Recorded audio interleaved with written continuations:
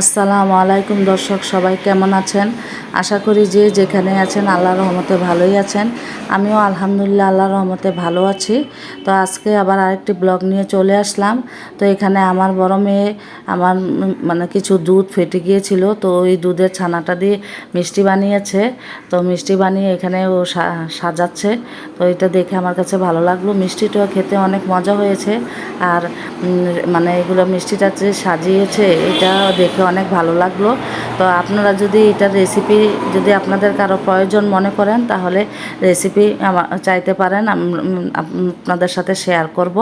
তো এখানে এই মিষ্টিটা আসলে খেতে অনেক ভালো লেগেছে। ও অনেক রকমের মিষ্টি বানাতে পারে, ওর বাবা অনেক পছন্দ করে ও যে মিষ্টিগুলো বানায়। তো আসলে এইসব জিনিস বানানোর মতো ধৈর্য আমার নেই। আমি এগুলা বানাতে পারি ঠিকই, কিন্তু আমার এতটুকু ধৈর্য নেই যে এই ধৈর্য ধরে জিনিসগুলো বানাবো। তো আর এখন এই যে এখানে রান্না বসালাম। তো আজকে আম দিয়ে ডাল রান্না করব, কারণ প্রচণ্ড গরম পড়তেছে। এই গরমে মনে হয় যেন টক কিছু দিয়ে ভাত খেতে পারলে ভালো লাগবে। তো এই জন্য আজকে আম দিয়ে ডাল রান্না করব। তো ডালটাকে প্রথমে মানে ধুয়ে পরিষ্কার করে সিদ্ধ করে নিয়েছি, ভালো করে সিদ্ধ করে তারপরে ডালটাকে ঘুটে নিয়েছি। তারপরে পরিমাণ মতো পানি দিয়ে দিলাম।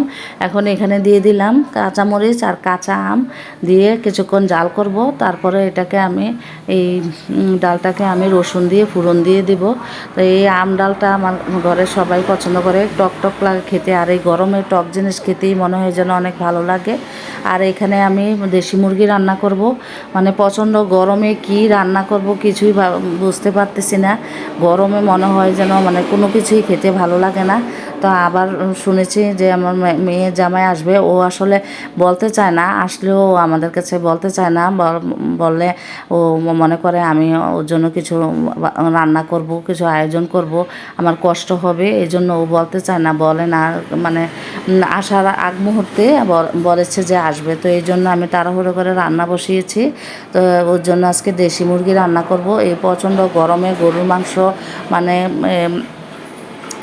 কোন খাবারটা খেলে যে শরীর অসুস্থ হয়ে যাবে এই ভয়ে ভয়ে আমি ভাবলাম যে দেশীয় কিছু রান্না করি, যাতে ওরও খেয়ে ভালো লাগে। আবার ও ঢাকা চলে যাবে, আর ওর জার্নি করতেও যাতে ওর কষ্ট না হয়, সুন্দর মতো জার্নি করতে পারে। তো এখন আমি এই যে রসুনগুলোকে তেলের মধ্যে ডালটা বাগার দেবো, এই জন্য রসুনটা ভেজে নিচ্ছি। আর এখানে মুরগিটা কষানো হয়ে গেছে। তো এখন এটার মধ্যে আমি আলু দিয়ে কষিয়ে নিলাম, তারপর পরিমাণ মতো ঝোল দিয়ে দিয়েছি। নামানোর আগে আমি এখানে পেঁয়াজ দিয়ে ফোড়ন দিয়ে দিব, মানে বাগার দিয়ে দিব। আর এখানে আমি দেশি শিং মাছ ভেজে নিয়েছি। তো শিং জাগুর মাছ এগুলো রান্না করব। তো ভাবলাম যে দেশীয় মাছ এগুলা খেতে ওর ভালো লাগবে। ও এমনি তো মানে শুটকি, শাক, সবজি এগুলাই পছন্দ করে। মাংস রান্না করলে তেমন একটা খেতে চায় না।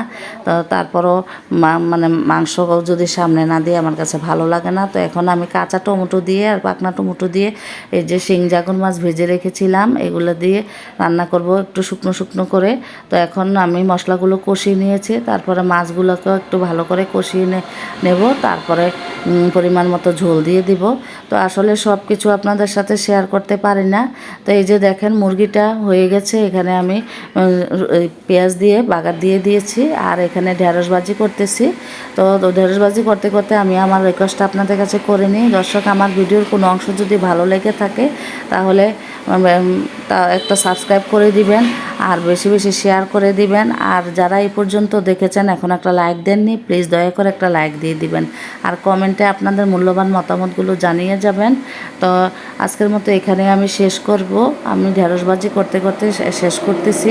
তো সবাই আপনারা আমার জন্য দোয়া করবেন, আমিও দোয়া করি আল্লাহ যেন সবাইকে হেফাজত করে। এই প্রচণ্ড গরমে আল্লাহ যেন সবাইকে সুস্থ রাখেন, ভালো রাখেন। আপনারাও আমার জন্য দোয়া করবেন। আর এই রান্না করতে করতে আজকে এখানেই বিদায় নিচ্ছি। আল্লাহ হাফেজ।